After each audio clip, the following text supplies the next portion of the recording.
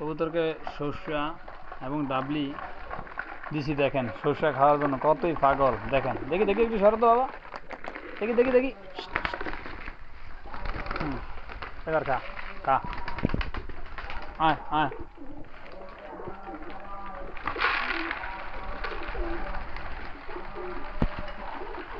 আয় আয়। দর্শক দেখেন খাওয়ার জন্য একদম অস্থির হয়ে আছে।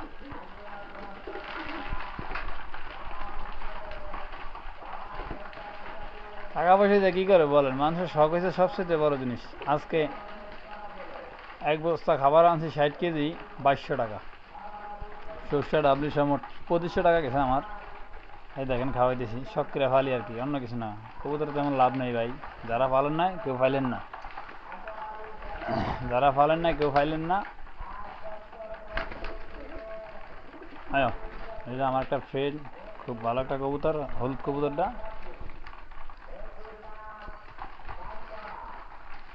আসো, এই যে আসো আসো আসো, আয়।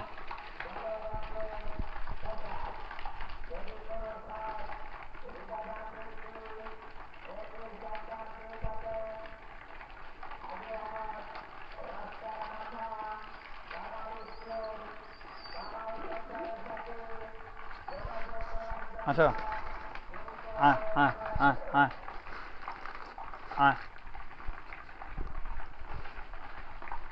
আসো।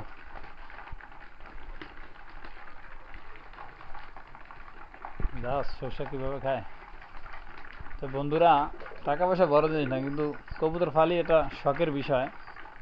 আসলে শখ জিনিসটা কিন্তু অনেক বড়।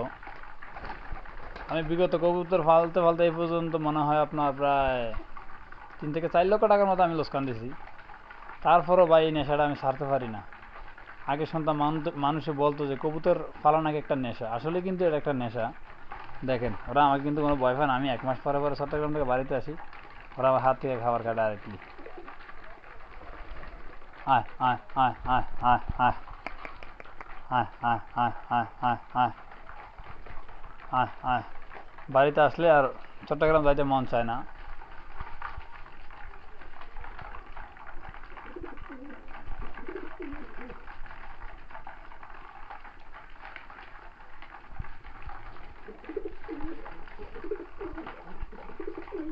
প্রায় 1 মাস পরে আজকে কবুতরকে সর্ষা দিছি, ওরা সর্ষা খাবার জন্য একদম পাগল।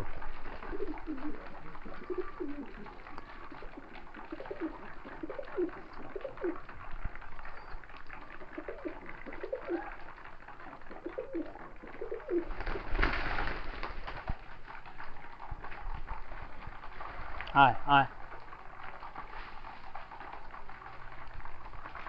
সরিষা সব করে খেয়ে নেবো, ঘরের মধ্যে থাকলে করে খেয়ে নেবো।